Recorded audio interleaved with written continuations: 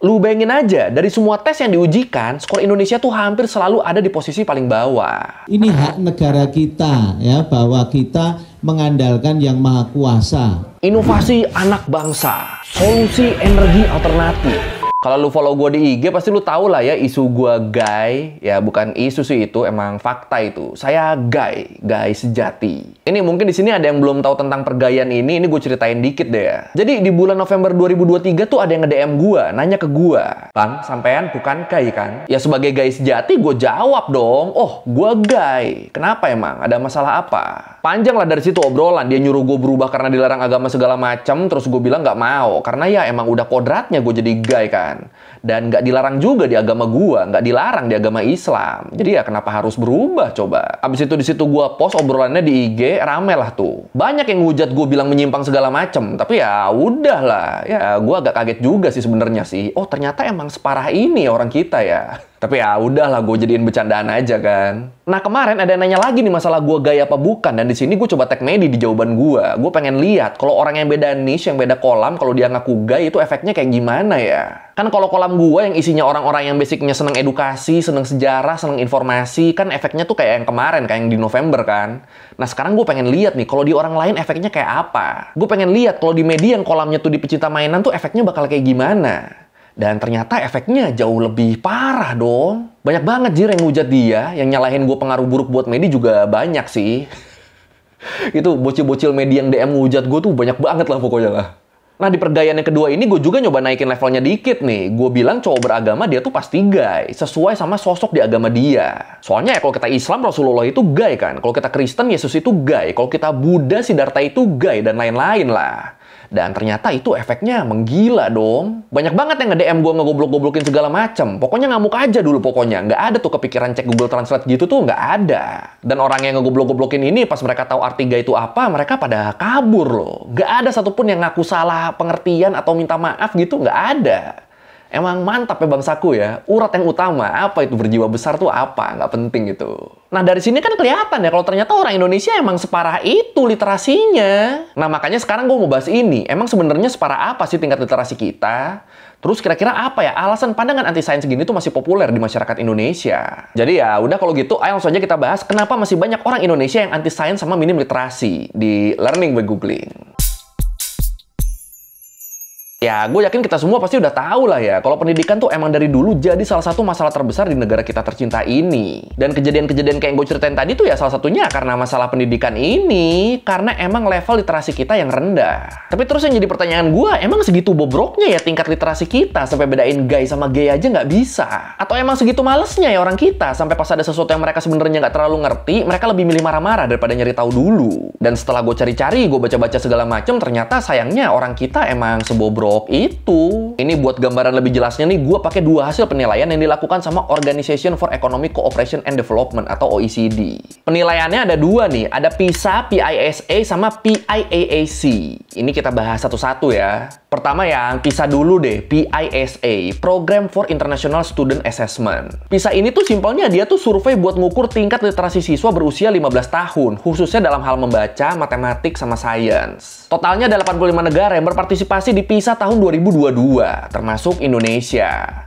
Dan hasilnya level kita rendah banget loh. Jadi yang di tahun 2018, peringkat kita tuh kayak yang buat skill membacanya, itu kita peringkat 73 dari 78 negara. Terus matematikanya peringkat 72, dan sainsnya peringkat 70 dari 78 negara. Nah yang di tahun 2022 sebenarnya peringkat kita naik, semuanya plus 5 semua tuh rankingnya tuh. Tapi itu bukan karena skor kita lebih tinggi, bukan. Itu lebih karena negara partisipannya lebih banyak aja. Padahal kalau dari skor kita malah anjlok, malah lebih jelek skornya. Padahal dari dulu skor PISA kita tuh nggak pernah ada di atas rata-rata loh. Sekarang makin turun dong. Emang skornya serendah apa? Jadi di PISA ini soal-soal yang dikasih tuh ada levelnya. Dari yang paling gampang, dari yang level 1, sampai yang paling susah, sampai yang level 6. Nah rata-rata pelajar Indonesia, mereka tuh cuma bisa nyelesain soal-soal di bawah level 2. Jadi banyak yang mentok di level 1 tuh, banyak yang mentok di level paling rendah. Kayak di tes membaca misalnya, itu tuh cuma 25% pelajar kita loh yang bisa nyelesain masalah level 2 ke atas. Atau di tes matematik, itu lebih parah lagi. cuma 12% doang yang bisa nyelesain soal level 2 ke atas. Padahal ya, rata-rata dunianya seenggaknya 74% pelajar bisa nyelesain tes membaca di level 2. Dan 69% bisa nyelesain tes matematik level 2. Nah, kita membaca 25%, matematik 12%. Ini, lu malu gak sih lu? Malu gak? Malu? Malu? Sama. PIAAC was designed to measure adult literacy and numeracy, as well as digital problem-solving skills, a category that includes using technology to find information, communicate with others, and to perform practical tasks. Nah, itu di level pelajarnya. Di level orang dewasanya juga sayangnya nggak beda jauh. Bahkan bisa dibilang lebih parah nih. Jadi selain PISA tadi yang buat ngukur tingkat literasi pelajar usia 15 tahun, OECD juga ngadain tes yang satu lagi kan, PIAAC. Program for the International Assessment of Adult Competencies. Survei buat ngukur tingkat kompetensi dan kemampuan orang-orang dewasa. Jadi di tes yang satu lagi ini yang diukur tuh tingkat kemampuan masyarakat dengan rentang usia 16-65 tahun di bidang literasi, numerasi, sama problem solving. Buat yang ini totalnya ada 40 negara yang ikut dan sampai saat ini Indonesia tuh masih diwakilin sama orang-orang dewasa di Jakarta. Nah logikanya kalau diwakilin sama warga Jakarta yang ibu kota itu harusnya skornya bagus dong. Paparan edukasi di ibu kota kan total, iya dong. Tapi sayangnya enggak loh. Skor Indonesia di PIAAC itu jadi salah satu yang terendah, malah bisa dibilang lebih parah dari skor PISA-nya.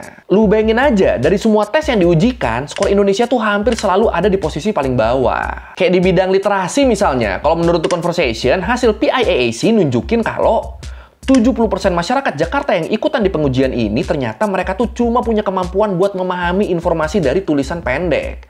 Dan mereka juga cenderung kesulitan buat nangkep informasi dari tulisan yang lebih panjang dan kompleks. Ini makanya di kita kan sekarang banyak ya akun-akun yang ngasih info pendek di kotak gitu ya, nanti baru penjelasan panjangnya di caption. Nah menurut gua akun-akun gitu bisa rame, ya soalnya ini nyambung sama keterbatasan orang kita buat nangkep informasi. Padahal di captionnya ada tuh keterangan lebih detailnya tuh, artikel lengkapnya ada di sana, cuma ya jarang yang baca. Ngambil kesimpulannya cuma dari yang di kotak aja, modal info pendek, berasa paling tahu, pas diajak ngobrol lebih detail, Orang kita. Coba ya, ini adalah beberapa negara yang memiliki minat baca yang cukup tinggi. Finlandia, Norwegia, Islandia, semuanya berada di Eropa Utara. Ini merupakan negara atau 3 negara dengan minat baca paling tinggi. Di manakah letak Indonesia? Sama-sama kita coba lihat ya. Apakah masuk 10 besar? Oh ternyata tidak. 30 besar pun tidak ada nama Indonesia. Kita putar lagi terus, kita geser lagi, kita geser lagi, kita geser lagi. Nah ini dia Indonesia. Indonesia di peringkat 60 dunia. Terus selain itu di tes ini, 86% dari orang kita juga cuma bisa nyelesain soal aritmatika yang butuh 1 langkah penyelesaian doang. Jadi kalau soal-soal yang 1 langkah kayak 24 tambah 35, 19 kali 8 itu pada bisa tuh. Tapi kalau udah yang penyelesaiannya butuh 2 langkah, wah langsung ngebul itu udah. Dan ini baru yang 2 langkah loh, apalagi kalau langkahnya yang lebih banyak dan kompleks kayak soal-soalnya Jerome coba. Wah, meledak. Jadi ya dengan ngelihat survei ini jadi berasa maklum ya kalau banyak orang kita yang suka kepancing marah-marah atas suatu info, padahal dia juga nggak baca beritanya atau mungkin nggak nonton kontennya sampai habis. Baca dikit, denger dikit, ngerasa ada yang beda sama yang dia yakini, ngamuk. Apa itu cross check? Apa itu ngelihat sudut pandang lain? Nggak perlu itu. Aduh. Sekali lagi deh ya. Nggak apa-apa ya, sekali lagi ya. Orang kita.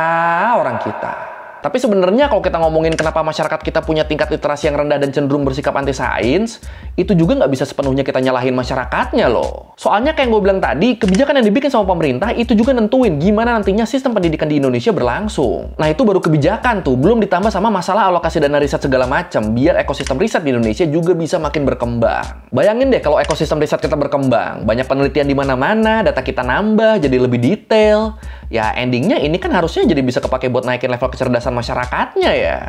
Harusnya. Tapi ya sayangnya orang-orang penting di pemerintahan yang harusnya bisa jadi contoh buat bersikap lebih melek sama sains, orang-orang yang harusnya bisa mikir kritis, mereka juga malah nggak jarang ngasih gestur yang kesannya tuh anti sains. Contohnya apa?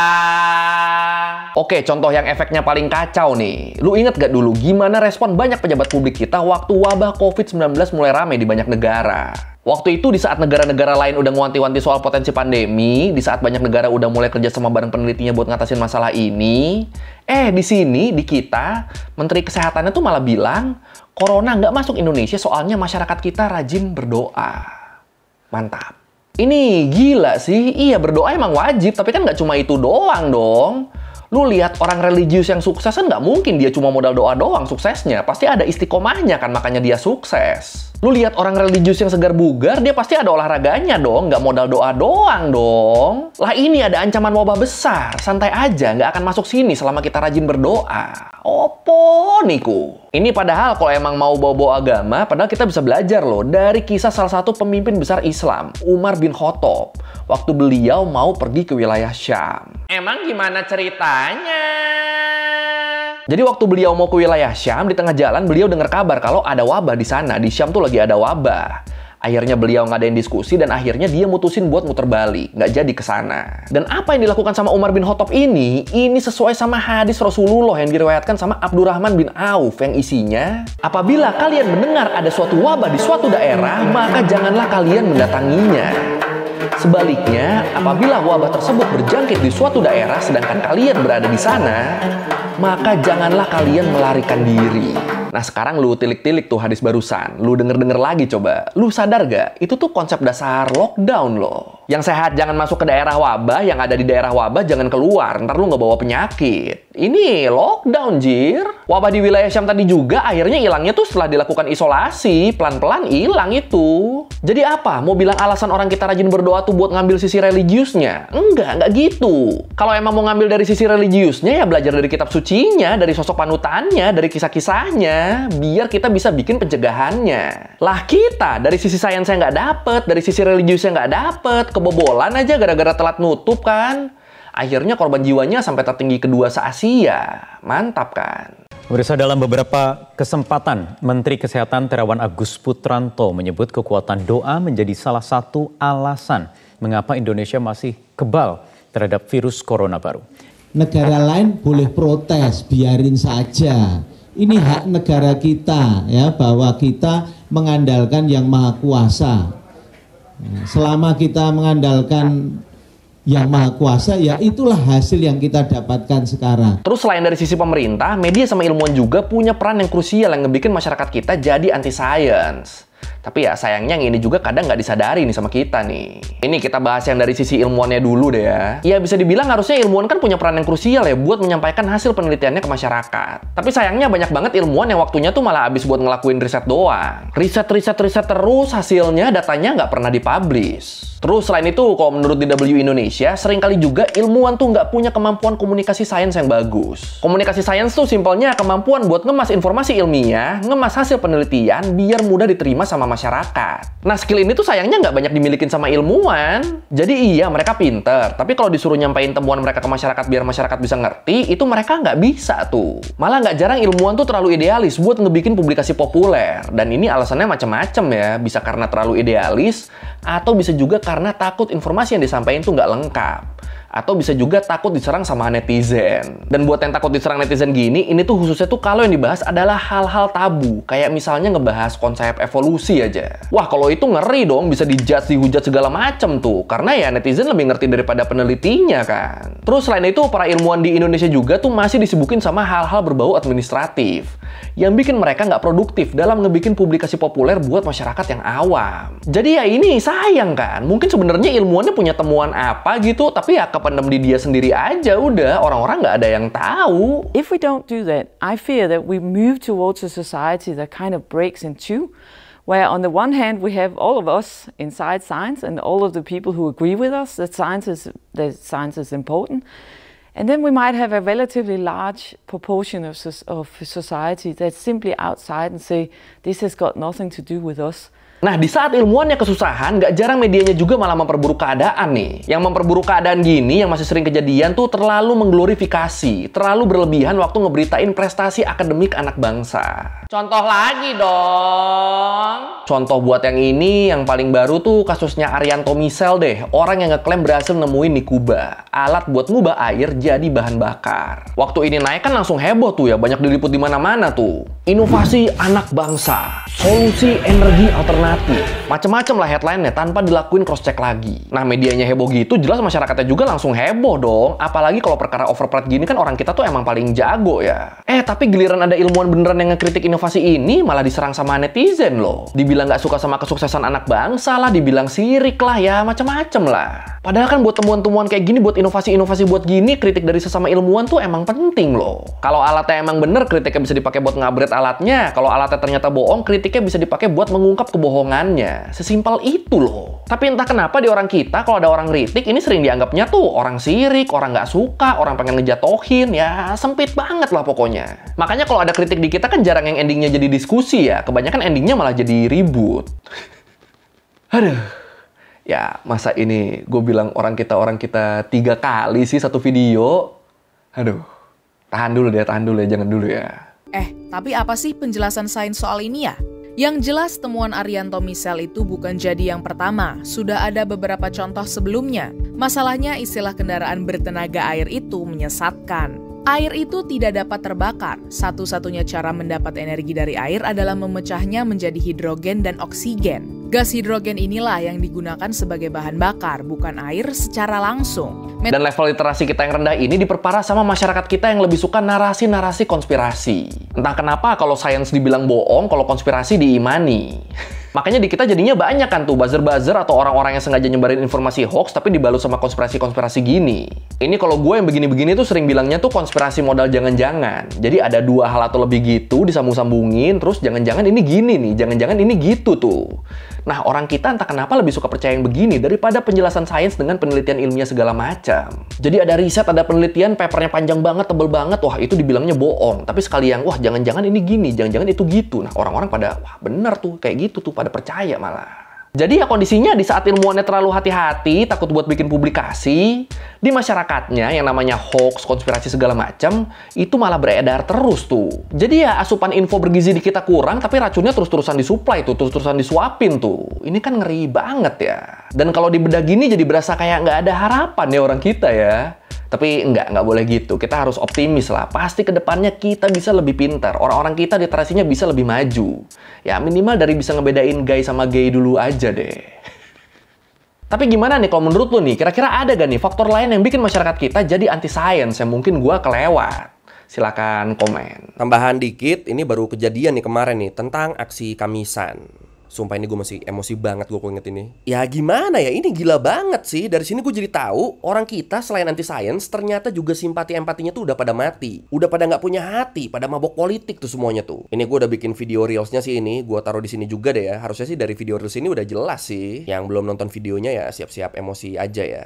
Wah ini antara marah, sedih sama udah desperate banget sih gue sama orang kita nih. Jadi gue tuh ngeliat artikel di IG-nya Unexplained yang bilang kalau di aksi Kamisan yang ke-805 kemarin, para aktivis tuh ngasih kartu kuning sama kartu merah dari seberang istana. Nah ini kan sebenarnya berita yang wajar-wajar aja kan. Aktivis korban pelanggaran HAM, mereka nyampein aspirasi mereka ya itu normal dong harusnya di negara demokrasi. Tapi gue baca komen-komennya, wah kacau sih ini. Banyak orang yang nggak tahu Kamisan itu apa, tapi mereka tuh komennya tuh wah jahat-jahat banget gila. Ini kayak 2 komen ini nih dibilang kegayaan, kemarin kemana-mana aja, tidur, halah.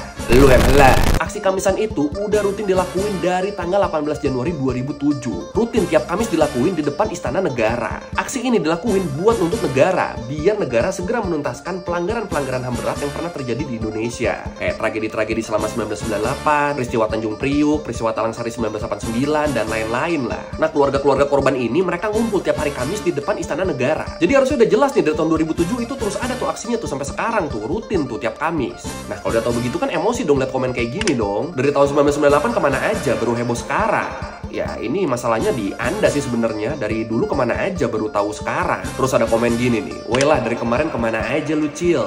Jadi gini mas, aksi Kamisan ini diinisiasi sama 3 orang anggota keluarga korban pelanggaran HAM berat. Ada Ibu Sumarsi yang anak yang meninggal di peristiwa Semanggi 1, ada Ibu Suciwati istrinya Munir, sama Bapak Bejo Untung perwakilan orang-orang yang dihantam tanpa prosedur karena diduga PKI di zaman dulu. Nah 3 orang ini kan orang-orang yang senior banget kan secara umur kan. Terus lu komen manggilnya Cil tuh gila lu ya. Ya kalau lu milih buat nggak punya wawasan ya terserah lu deh. Tapi ya jangan jadi nggak punya empati sama simpati sih. Tapi ya komen yang paling epic menurut gue yang ini sih. Kenapa muncul setiap pemilu? Selama 5 tahun ini nggak ada beritanya di feed.